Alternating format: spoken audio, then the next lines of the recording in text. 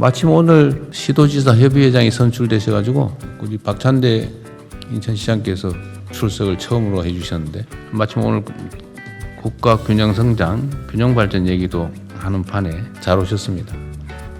당선을 축하드리고 아주 짧은 인사 말씀을 듣도록 하겠습니다. 아주 짧은. 네. 네, 제 37회 국무회의를 시작하겠습니다. 네, 오늘은 예결위 때문에 국무위원 분들이 많이 국회에 가 계시는 모양이에요. 알겠습니다. 균형 발전은 대한민국의 지속 가능한 발전과 우리 국민들의 삶의 질적 변화를 위해서 반드시 넘어야 할 관문입니다. 한편으로는 부동산 문제 등 수도권 집중에 따른 많은 문제들을 해결하는 길이기도 합니다. 대한민국이 가지고 있는 많은 문제 중에 가장 핵심적인 문제가 수도권 1극 체제입니다. 이 1극 체제를 극복하지 않으면 수도권은 미어터지고 지방은 소멸하는 그런 위험을 갖게 됩니다. 또 한편으로 지방에 사는 국민도 대한민국 국민이고 또 지방도 대한민국 국토입니다. 어느 지역에 살든 누구나 성장의 기회를 고루 누리고 또 지방의 성장이 대한민국의 도약을 견인할 수 있어야 합니다. 전국이 동반 발전하는 모두의 성장 시대를 우리가 반드시 이끌어내야 되겠습니다. 이를 위해서 중요한 것이 중앙과 지방정부의 긴밀한 협력과 연대입니다. 균형 발전의 성공은 중앙정부 혼자의 힘만으로는 어렵습니다. 중앙과 지방정부가 굳건한 원팀이 되어 대한민국의 더 나은 미래를 개척하는 데 힘을 모아야 되겠습니다. 그 과정에서 지방정부는 지역의 이해관계를 넘어 국가 전체의 관점에서 해법을 찾고 또 중앙정부는 적극적인 지원을 통해 지방이 주도하는 국토 대전환을 든든하게 뒷받침해야 할 것입니다. 수도권 1극 체제를 구조적으로 재편하고 또 지방별로 새로운 성장축을 만들려면 보다 과감하고 거시적인 접근도 필요합니다. 이를 실현하기 위한 중장기 국가 전략 마련에 속도를 내겠습니다. 지방이 성장해야 대한민국이 더 나은 내일을 맞이하게 될 것입니다. 요즘 이제 예산철이죠.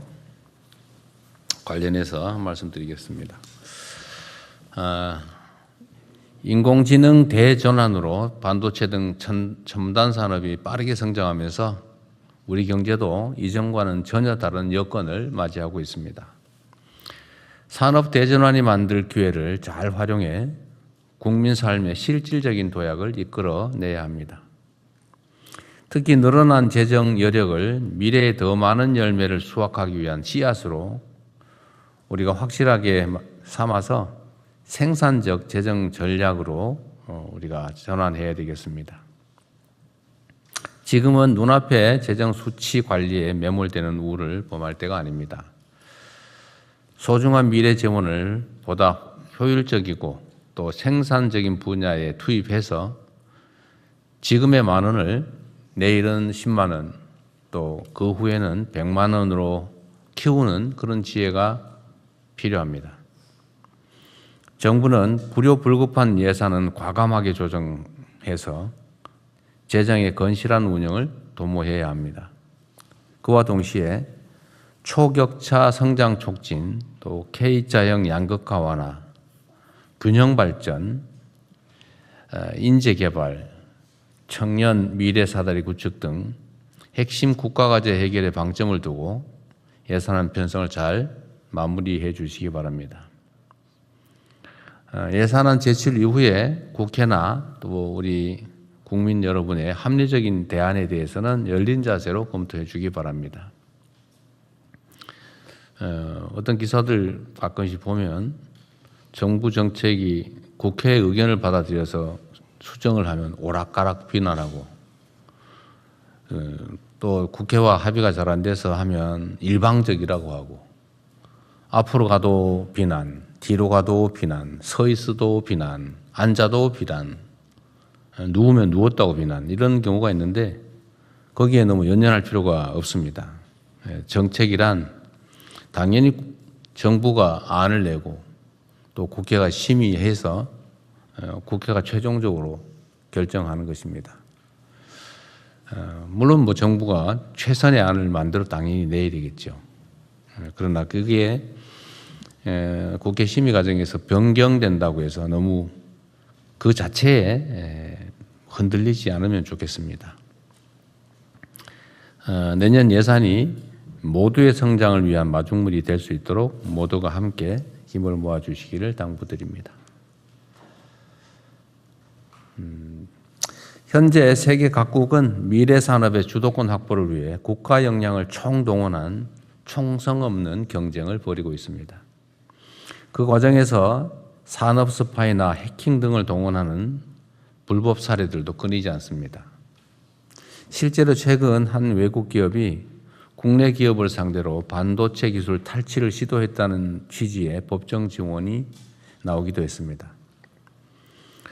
국가와 기업이 수십 년에 걸쳐서 엄청난 비용을 들여 어렵게 축적한 기술과 노하우가 외부로 유출되게 되면 순식간에 산업 전체 생태계에 심각한 피해를 입게 됩니다.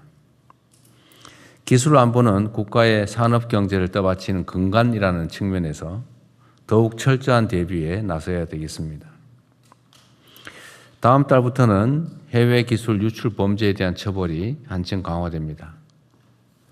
이것도 필요한 일이지만 보다 중요한 것은 소를 잃고 도둑을 잘 잡는 것보다는 소를 아예 잃지 않도록 처음부터 외양간을 잘 관리하는 것입니다. 국정원과 경찰을 비롯한 관계기관은 핵심 산업기술 보호가 곧 국가안보다라는 자세로 대응 체계를 철저하게 확립해 주기 바랍니다. 기관 간의 정보 공유와 함께 공조체제도 물샐 틈 없이 구축해야 합니다. 국민과 기업들이 오랜 시간 피땀 흘려 일군 국가 핵심 기술이 대한민국의 지속적 성장을 견인할 수 있도록 기술 안보에 한치의 빈틈도 허용해서는 안 되겠습니다. 오늘 보고에 있는지 모르겠는데 지금 최근에 경찰의 기강 해이 문제 또 치안 문제에 있어서의 무책임 이런 것들이 꽤 문제가 심각하게 대두되고 있습니다. 사실 그 경찰들의 이 문제는 뭐 어제 오늘의 일은 아닙니다. 워낙 숫자가 많다 보니까 가지 많은 나무에 바람 잘 날 없다고 여러 군데서 이런 문제들이 생겨날 수 있습니다. 그 문제들을 최소화하기 위한 노력도 끊임없이 계속돼야 되겠고 또 그와 같은 문제를 해결하기 위한 시스템 정비도 사실 좀 필요합니다. 이게 경찰은 상명하복의 매우 중요한 국가 기관 조직인데 지휘 책임이라고 하는 게 매우 중요합니다. 담당자 일선 직원들의 잘못이 있다고 하면 그 일선 직원의 문책만으로 끝나면 과연 지휘 체계가 무엇 때문에 필요하겠습니까? 지휘를 할 권한도 있지만 또 한편으로 그 권한에 상응하는 책임을 당연히 져야 합니다. 그래야 평소에 조직 관리가 제대로 되지 않을까 그런 생각이 됩니다. 언제나 권력은 집중되면 문제가 더 커집니다. 똑같은 문제라도 권한이 커지면 미치는 영향이 커지죠. 그래서 권한의 크기만큼 책임도 강화되어야 됩니다. 지금 경찰이 아마 국가 기구 중에서 앞으로 가장 큰 권력을 행사하게 될 것 같아요. 그에 따른 우리 국민들의 우려가 매우 큽니다. 과연 이 큰 권한을 그 책임을 충분히 이행할 만한가에 대해서 의구심이 생기기 때문에 앞으로 경찰을 어떻게 개혁할지 이 경찰 개혁 기구에 대한 고민을 해 주시길 바랍니다.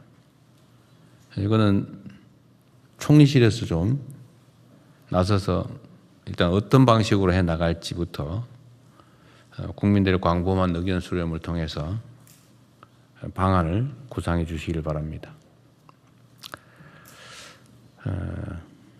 최근에 외국인 연금 얘기가 좀 있었어요. 오늘 제가 미리 보고 좀 해달라고 말씀을 드렸는데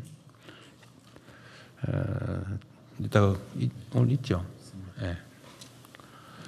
뭐 논의를 할 텐데요. 비공개 논의 사안으로 되어 있네요.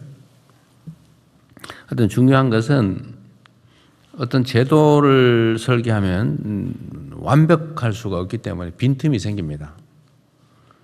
이 빈틈을 없애기 위한 노력도 당연히 중요한데 그 빈틈이 발견됐을 때 최대한 신속하게 그 빈틈을 메우는 보완이 필요합니다.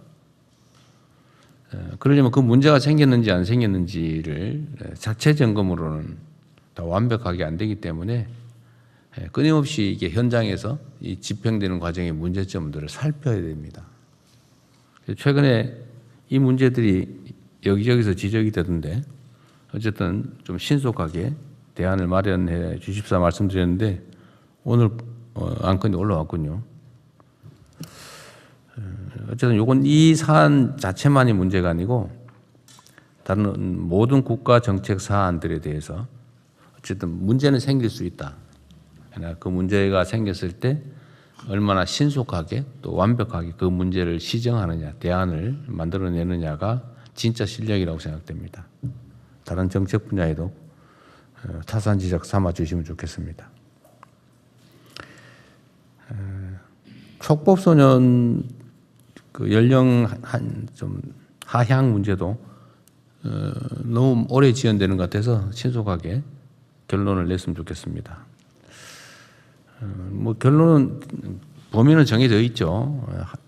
한두 살 정도 범위 내에서 중대 반복 범죄에 대해서 낮춘다. 이 점에 대해서 우리 국민들의 의견이 어떠신지도 한번 다시 스크린 해본 다음에 좀 조기에 정리를 하고 입법했으면 좋겠습니다. 그리고 마침 오늘 시도지사 협의회장이 선출되셔가지고 오늘 우리 박찬대 인천시장께서 출석을 처음으로 해주셨는데 마침 오늘 국가균형성장, 균형발전 얘기도 하는 판에 잘 오셨습니다. 당선을 축하드리고 아주 짧은 인사 말씀을 듣도록 하겠습니다. 아주 짧은. 네. 예, 존경하는 대통령님 그리고 국무위원 여러분, 네, 대한민국 시도지사 협의회장 박찬대 인천시장입니다. 배석자인 저한테 이렇게 발언 기회 주신 대통령님의 세심한 배려에 감사를 드립니다. 수도권 1급 체제를 탈피해서 전 국토의 균형 발전의 대전환을 이뤄내야 되는 시대적 소명에 직면하고 있습니다. 하지만 이 자리에 오면서 수도권의 일원인 인천광역시장 박찬대와 전국의 시도지사 협의회장인 박찬대 사이에 두 개의 역할을 얼마나 균형 있게 잘 해내야 될지 상당한 부담감이 있습니다. 각 지역이 갖고 있는 고민을 이재명 정부가 국정에 잘 녹여낼 수 있도록 돕는 것이 저한테 주어진 사명이라고 생각됩니다. 실질적으로 도움이 되는 현장의 제언들을 부지런히 전해 올리도록 그렇게 하겠습니다. 이재명 정부의 철학과 국정 방향을 깊이 새기고 돌아가서 정부의 좋은 정책들이 지역 현장 곳곳에 성공적으로 뿌리내릴 수 있도록 그렇게 노력하겠습니다. 언젠가 대통령님 말씀, 지자체장의 정책과 역할에 따라서 한계 상황에 내몰린 시민들의 삶과 목숨이 그대로 달려있다라는 말씀이 떠올려집니다. 열심히 참석해서 좋은 의견도 내고 그리고 현장에도 바로 전달될 수 있도록 함께 하겠습니다. 감사합니다. 네, 아주 짧진 않았는데 하여튼 의미 있는 말씀 감사드리고요. 인천시장이 아니라 지방광역정부협의회장이신 거죠? 네, 그렇습니다. 네. 꽤 많이 충돌할 겁니다. 예, 수도권과 어떻게 지방에. 인천도 수도권이라서. 인천도 수도권인 서울과 경기 사이에 그렇죠. 예, 곤란한 중간쯤에 지점이 있습니다. 약간 애매함이 있을 겁니다. 어쨌든 환영합니다.